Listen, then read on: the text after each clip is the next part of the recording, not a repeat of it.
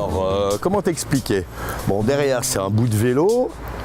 Ça, c'est tout des tubes de chauffage. Je fais mes crêpes avec.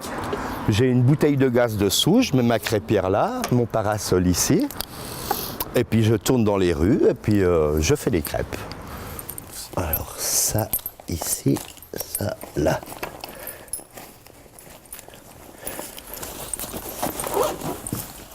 Là je vais atterrir en Thaïlande, après je vais un petit coup au Cambodge. Et voilà. Là c'était au Vietnam. Les marchands de pop-corn dans la rue avec son vélo. Un petit peu comme je fais moi avec mes crêpes. Mais lui juste avec son vélo, puis sa batterie et tout, qui fait tourner son truc, puis qui fait des pop-corn et des barbes à papa. Ça c'est au Cambodge. C'est pour les cartes de téléphone après paiement. C'est les tuk-tuk de là-bas. Puis le mec il a son stand comme ça derrière avec sa petite bécane. Tu te dis pas des fois en regardant ça que t'es pas né au bon endroit? Si, je suis né au bon endroit, mais j'irai finir probablement mes jours ailleurs. Non, je suis né au bon endroit qui me donne les possibilités de pouvoir aller faire ça ailleurs. Mais ici, il faut pas... C'est facile de devenir millionnaire en Suisse. Il suffit d'être milliardaire au départ. Le bouffon candidat. Et c'est peut-être pas fini, hein. Et les petits gars, vous inquiétez pas, les petits politiciens là, les politiques des petits copains, commencez à trembler, je vais revenir, l'alerte. J'aimerais bien que les gens suivent un peu, surtout, qu'ils se réveillent. Comme je te l'ai déjà dit, le problème du Suisse, c'est qu'ils se lèvent tôt, mais ils se réveillent tard. Alors ils sont tous en train de râler au bistrot et compagnie, de râler entre eux, mais il n'y a personne qui agit, qui passe à l'action. Ça ne va pas se faire tout seul. L'État, c'est nous, c'est ça le principe de la démocratie. Mais qu'est-ce qu'il nous reste de la démocratie à l'heure actuelle, si ce n'est que des mots? Tu penses que ce que tu as fait il y a quelques années, ça a eu un impact, même minime? Tu penses que ça a eu un impact? Oui, ça a eu un petit impact. Je suis qu'un petit bonhomme, puis j'étais tout seul à le faire. Mais ça a eu un petit impact. Ça m'a permis, au moment où je l'ai fait, d'empêcher certains de passer, puis ça a permis aussi indirectement de faire des trucs comme avec Maria là, qui s'était fait agresser, de les obliger à bouger. Ils bon même. Ça fait longtemps que tu habites dans cet appartement? 35 ans. Droit commun. Franchement, je ne me verrais pas vivre, si je dois vivre à Genève, je ne me verrais pas vivre ailleurs. Ah moi je suis un paquisard pur sucre, pure souche. C'est comme ça, je vais pas me refaire. Et puis ouais, j'aime mon quartier. À la nôtre. Allez, santé. Quand tu auras posé la caméra, tu pourras boire. Je suis né dans un milieu très particulièrement modeste, de père inconnu. Ma mère, la première fois que je l'ai vue, j'avais 10 ans. J'ai été élevé par mes grands-parents dans des conditions très à la Cosette, on pourrait dire. J'ai été lâché dans la vie très tôt, à partir de, qu'est-ce qu'on pourrait dire, à partir de 14 ans, je pouvais gagner ma vie, à partir de 17 ans, je vivais chez moi, j'étais totalement autonome, indépendant. J'ai monté ma petite boîte quand j'avais 28 ans, qui était une petite boîte au départ. En fait, j'ai monté au départ par défi, parce qu'à 28 ans, on voulait me mettre à La Haye. Déjà, j'avais des problèmes de santé. Je dis, attends, 28 ans, qu'est-ce que tu veux que j'aille foutre à La Haye? Alors, comme plus personne voulait de moi, il me dit, puisque c'est comme ça, j'ai monté ma petite boîte. 3 ans après, j'avais 12 ouvriers. Donc, ouais, je me suis quand même pas mal démerdé à ce niveau-là. Je vivais plus, par contre. Je vivais plus, j'étais tout le temps au travail. Et puis après, quand la Banque cantonale a fait faillite, je me suis retrouvé dans la merde. Je me suis dit, je pars avec 2 potes, on est parti dans les Antilles pour monter un projet immobilier. Alors là aussi, quand je dis les gens qui critiquent notre pays, il faut qu'ils aillent voir un petit peu comment ça se passe ailleurs. Parce que là, je suis allé m'installer dans les Antilles françaises, en Martinique, au Vauclin, pour être précis, pendant 3 ans. Je vous assure que c'est pas si mal que ça chez nous.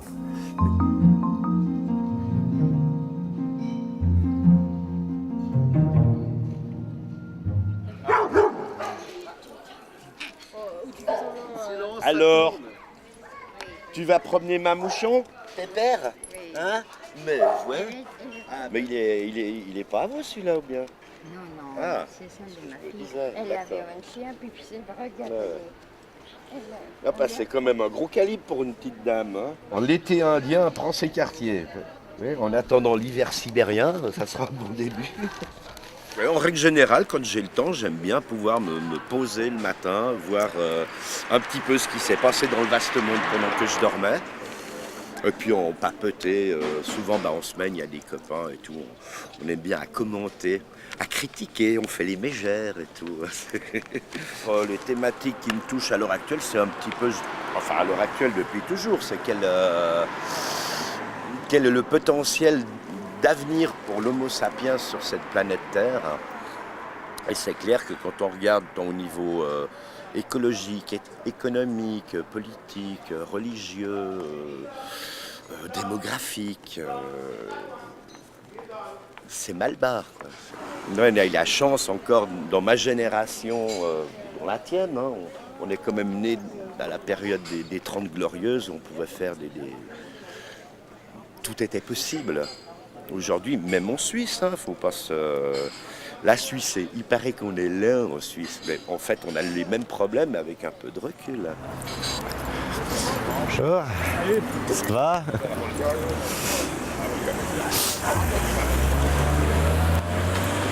Ça aussi, c'est le côté bonnard des Paquis, c'est que tout le monde se connaît, se dit bonjour. C'est un village gaulois.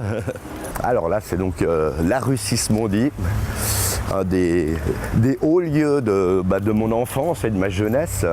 Et puis là, au sous-sol, maintenant c'est une boîte à cul, mais au sous-sol, il y a une grande salle qui fait des projections de films maintenant. Et à l'époque, j'avais une discothèque qui s'appelait le All Star, que je tenais la nuit pendant que je faisais mes cours le jour. Ah, ça ne me rajeunit pas tout ça, ma bonne dame. Hein. On arrive à des âges où on commence à pencher du côté où qu'on va tomber. Comment est-ce que tu penses que les gens te perçoivent?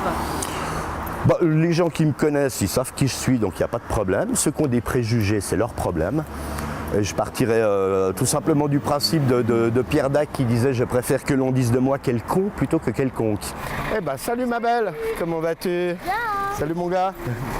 Je ne suis pas croyant, je ne suis pas religieux, mais il n'y a que 3 lois que je respecte dans la vie à ce niveau-là, c'est les lois du dukkha, du bouddhisme.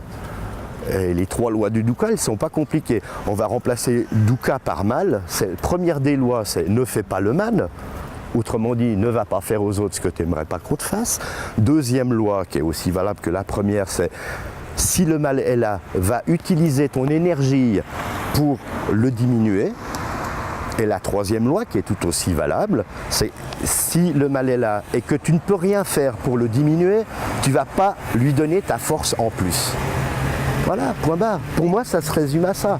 C'est ça ma philosophie de vie.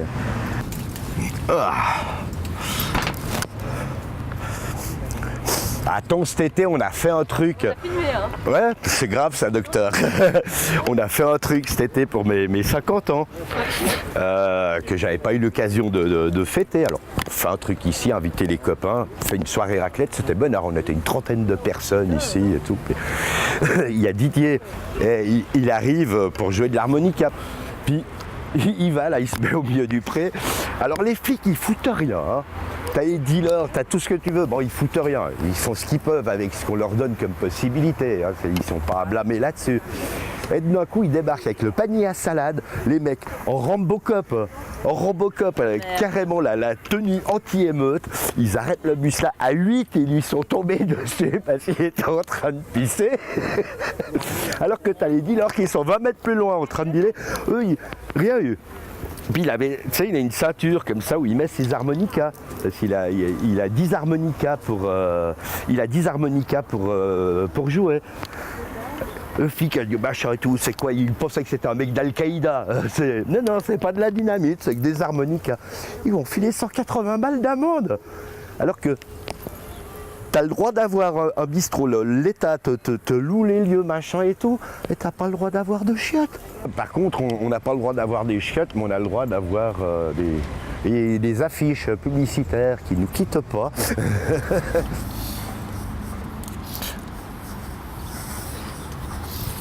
Les petits élastiques là. Ning, ning, ning, ning, ning.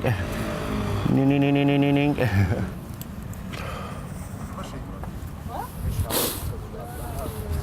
Nos fameux pirates.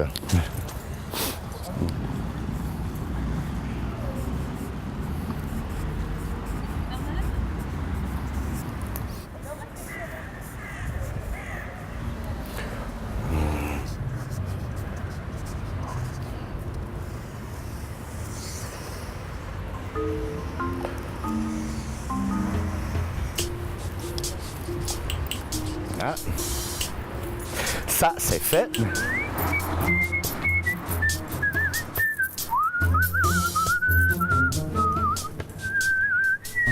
Salut, tu vas? Ça va quoi? Bon, on survit. Bonjour.